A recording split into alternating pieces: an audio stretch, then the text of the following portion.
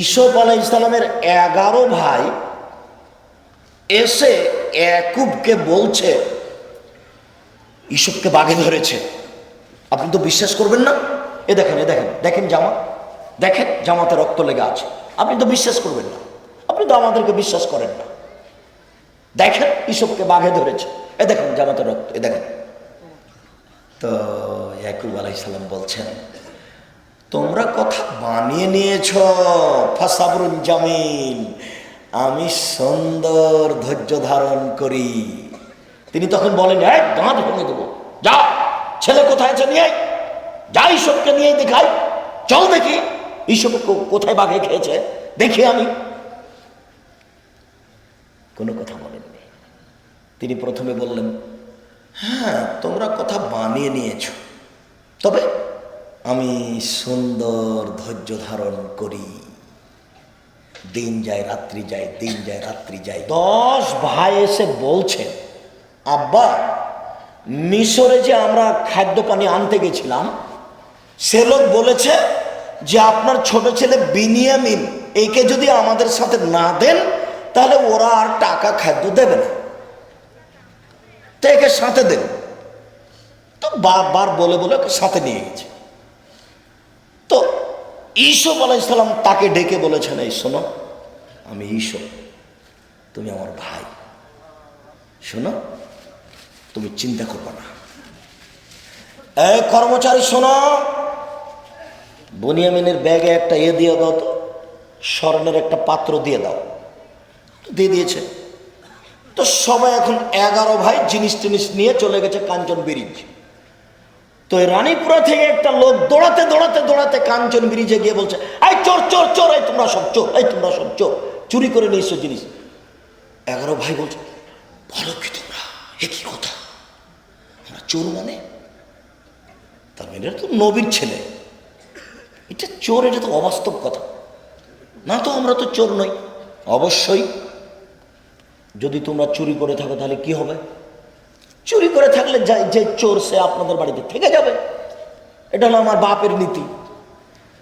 যেই চোর ধরা পড়ে, চোর যেই বাড়িতে চুরি করেছে ওই বাড়ির গোলাম হিসাবে বাকি জীবন থাকবে, এটা হলো ইয়াকুবের নীতি। তো আমার বাপের নীতি, চোর যদি আমরা হই তো যেই চোর সে আপনার বাড়ি থেকে যাবে। আচ্ছা ঠিক আছে, তাই হলো। এই খুঁজো খুঁজো খুঁজো খুঁজো খুঁজো, ও বিনিয়ামিনের ব্যাগে দেখো স্বর্ণের পাত্র, এ তাহলে আগেও চুরি করেছে। আপনারা একটা কাজ করেন, আমাকে ধরে রাখেন আর ওকে ছেড়ে দেন, আমি বাপকে কি দিয়ে বুঝাই? তখন ইসুফ আলাইহিস সালামের লোক বলছেন, না না না, ছি ছি ছি ছি ছি, এটা কথা হলো নাকি? চুরি করবে একজনকে ধরবো আর একজনকে, এটা কথা হলো? এইবার বিনিয়ামিন কাটকে দেওয়া হলো। 10 ভাই গিয়ে বলছে, আব্বা আপনার ছেলে চুরি করেছে, তাকে বন্দি করেছে, আপনি তো বিশ্বাস করবেন না।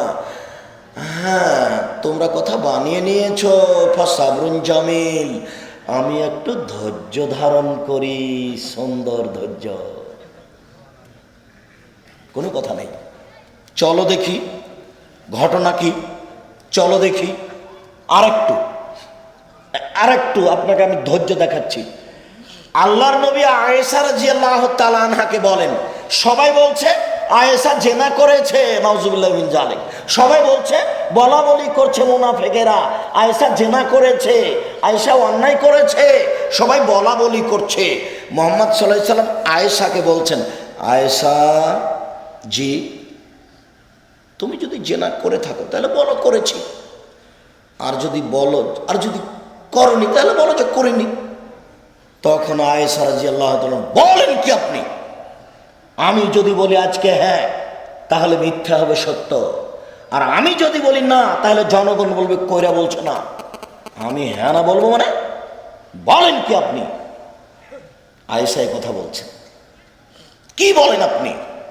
আমি যদি বলি আজকে হ্যাঁ তাহলে মিথ্যা হবে সত্য, আর যদি বলি না তাহলে জনগণ বলবে জেনা করে বলছে না।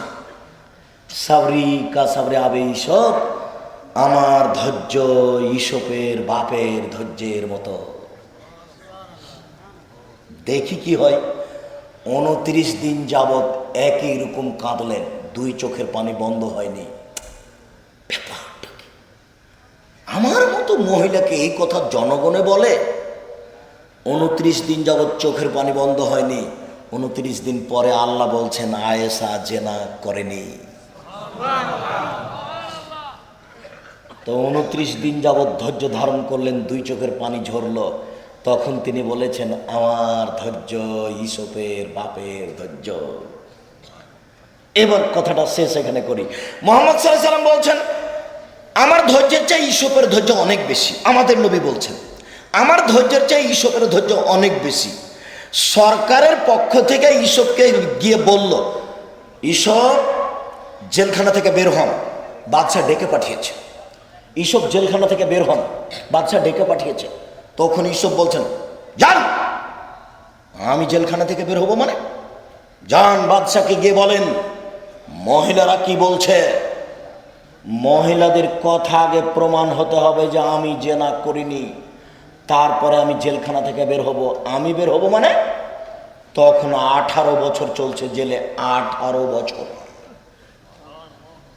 এক বর্ণনায় এসেছে তখন 12 বছর চলছে জেলে, 12 বছর। আমি জেল থেকে বের হব কেন? যাও জুলাইখাকে বলো গা। জুলাইখা যদি বলতে পারে যে ইউসুফ সত্য আর আমি মিথ্যুক, তাহলে আমি ইউসুফ জেল থেকে বের হব, তাছাড়া নয়।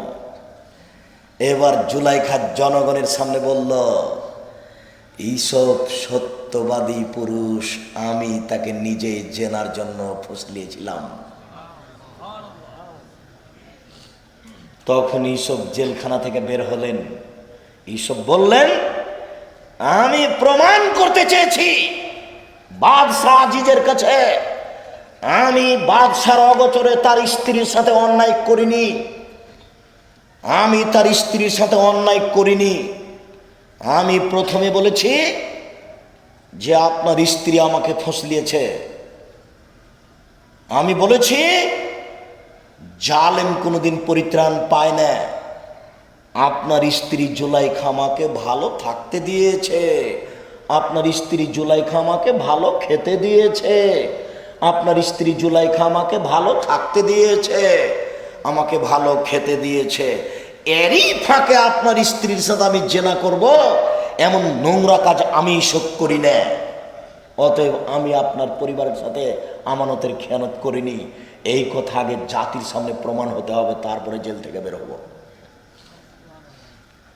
আমাদের নবী মুহাম্মদ সাল্লাল্লাহু আলাইহি ওয়াসাল্লাম বলছেন আমি হলে খালি তাড়াতাড়ি বের হতাম, তাড়াতাড়ি বের হতাম। চলো চলো, বাদশা ডেকে পাঠিয়েছে মানে চলো চলো।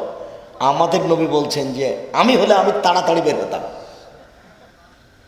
এতক্ষণ পর্যন্ত আপনাকে বললাম 1 মিনিট ধৈর্যের কথা, আপনার এত ব্যস্ততা বাড়লো কেন? পায়খানা যদি লেগেও থাকে তো একটু থামেন। আসসালামু আলাইকুম।